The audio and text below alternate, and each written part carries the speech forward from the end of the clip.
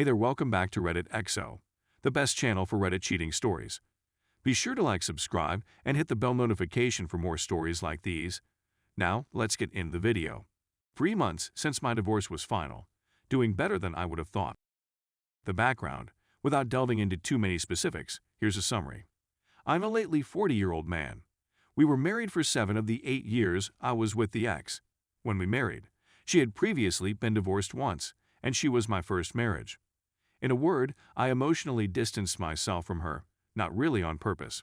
When we separated, she duped me into thinking I was a jerk and that something was seriously wrong with me, despite the fact that I have a good job, make more money than she does, and have been objectively proven to have a more balanced personality and emotions through testing we both did with a counselor a few years ago. So, in recent therapy, I discovered that this isn't the case. I'm not simply some emotionally unavailable jerk with attachment problems, but she isn't really trustworthy. And without trust, there is no emotional closeness. So it's no surprise that I retreated emotionally. It was a protective strategy. And of course, emotional neglect is devastating to a woman's heart, so she believes I abandoned her a long time ago, which I believe is a valid argument. She ultimately had enough of feeling this way, clearly without any reflection on how she may have contributed to or created this mess in the first place, and brought me to task on it all, which resulted in her requesting a separation and stating her desire for a divorce. I knew something was wrong with her for 2 months before the incident, but I couldn't persuade her to tell me. So I simply went about my business. A month after we divorced, I discovered she had been having at least, emotional affair with a married man. I took her totally off guard when I called her out on it in early January 2021. She attempted to lie about it at first, but when I showed her that I had proof, she ultimately admitted it, though she still claimed that since nothing physical transpired, it wasn't truly cheating. What a jerk. And, of course, this indelibly cemented in my mind that she was not to be trusted, so my mistrust was well-founded, as she demonstrated once and for all. Tiny things used to bother me, but as every married person knows, small things pile up. For example, I'd tell her something confidentially or we discuss something private between the two of us, and she reveal it to someone else. This wasn't simply a one-time blunder. It was a habit of action, and I was using marijuana and drinking too much. It had no effect on my employment. I worked throughout our marriage and made a nice living. I'm successful at my profession, so supplying financially was never an issue, and we never argued about money. However, my drinking made me more unpleasant to be around. I quit drinking and using marijuana in December, and am still sober to this day, hallelujah. In retrospect, I can see things that I couldn't see in the heart of the storm. The ex-sister wives was having an affair behind her husband's back around 2-3 years ago. This poor man was and continues to be the personification of a doormat.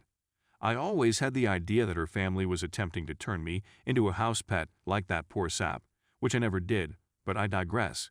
Sister confided in ex-wife about the affair as though it weren't such a big thing. Ex-wife was hysterical, agitated, and disturbed. The night she found out about the affair, she confided in me about what she should do, if anything. During that chat, which probably lasted 2 hours, we spoke about adultery in general, as well as the many types of infidelity. I recall that we addressed emotional affairs in particular, and that we both agreed that emotional affairs were also adultery. I also made it quite obvious that any such adultery, physical or otherwise, was grounds for divorce in my opinion. That at this point, trust has been lost and will never be regained. I recall telling myself that I would never be able to trust a lady who had done such a thing again. And when I said it, I meant it. So, if she didn't know my stance before, she certainly did after that talk. Let's fast forward to the autumn of 2020. She is feeling emotionally abandoned. You know what happened next? This with a wife is providing her with the affirmation she seeks/requires. But in retrospect, here's what I learned. Ex-wife has never been good at keeping secrets and much worse at lying. She would constantly declare that lying was bad, even minor white falsehoods, and she wasn't incorrect. But now I wonder whether her resistance to lying was more owing to her inability to do it well than a genuine moral conviction. In any event, throughout our marriage, if she was upset about anything, I could always tell. Always. I can't tell you how many times I've asked her, "What's wrong, honey?" Nothing. I can tell you. Is this going to be like pulling teeth, or are you simply going to tell me now? You know I'll get to the bottom of it eventually, so let's avoid the BS and get to the meat of the issue. I was never incorrect when I sensed anything was awry. Never. So at some time she crosses the line into emotional, or perhaps physical, affair zone. She knows she can't keep it a secret from me forever. I will ultimately sniff it out because, once again, I always do. Always. Even if she wanted to repent and acknowledge it, even if she wanted to heal the marriage, she remembers the talk we had a few years ago. Without a doubt, she understands my stance on this garbage. So she only has a few options at that point. Come clean with me before I find out on my own, and hope that I have it in my heart to absorb her grief and work through it with her rather than me divorcing her. She's thinking fake opportunity since, once again, my stance has been made plain. Her phony reputation will be tarnished for the rest of her life. Come honest before I figure it out on my own and divorce you. But suddenly her pristine reputation is sullied. Hide it and either remain married while maintaining the affair or remain married while ending the affair. This is troublesome since she can't keep secrets, is a liar, and I will finally sniff out anything off. So in this case, she will ultimately wind herself in either scenario #1 or #2 above. Knowing I'll ultimately figure it out and thinking I'll divorce her when I do, her only other option is to beat me to it. She was not going to be the one charged, certainly not for mental or physical infidelity.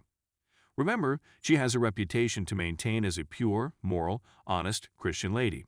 So, toss some stuff against the wall, gaslight the living out of me, and pray that some of it sticks. Allow me to bear the whole responsibility of the marriage failure for the rest of my life.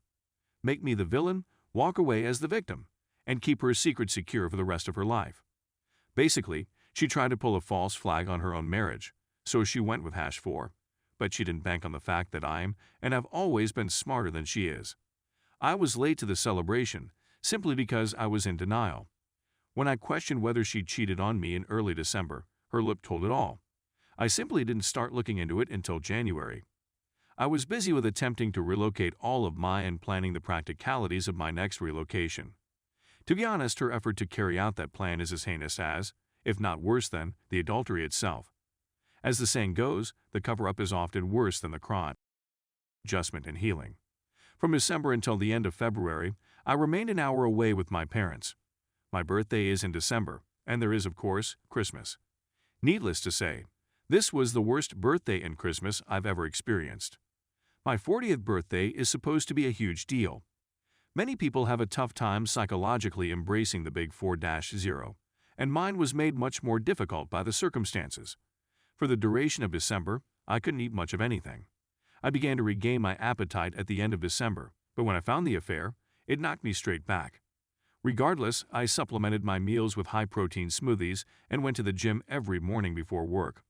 I persevered in the face of adversity. It was not an easy task. Because I worked from home, I didn't have to commute to an office.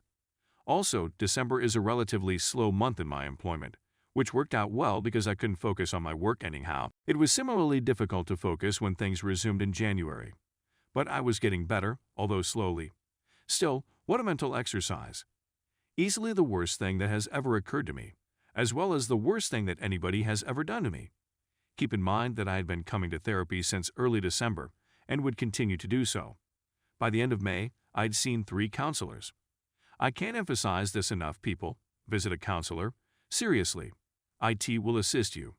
If you go to someone and don't feel like it's helping, try someone else. But whatever you do, make an effort to speak with someone. You must do so in order to preserve even the most basic level of mental wellness. The first counselor in my instance was helpful until he wasn't. I moved on after I realized there was nothing more I could receive from him. Each of them had something to give that was unique to them. They all, however, contributed to my processing and healing. Despite the affair, I had resolved to do all in my power to rescue the marriage. I suppose I'm simply a devoted person who values commitment. It didn't work out in the end, but at least I can claim I tried everything. I didn't date until after the divorce was finalized. I was not going to lower myself to her level. I was not about to respond to adultery with infidelity. I wore my ring till the very last day. No matter how much it hurt me, I am not interested in debating philosophy or religion with atheists or agnostics. So, if you choose to skip this section, just know that you are entitled to your opinions just as I am. Okay. Hands down, God was the most helpful thing to me. I didn't have the mental power to go through this tempest on my own, but He somehow gave it, even if it didn't always seem like it. I purchased a little book named 3 Easy Steps to Emotional Healing a few years ago. I'm not sure why I purchased it, but I'd never read it before. One night in late January or early February, I realized that I had packed it with the few items that I had not placed in storage, so I had it with me.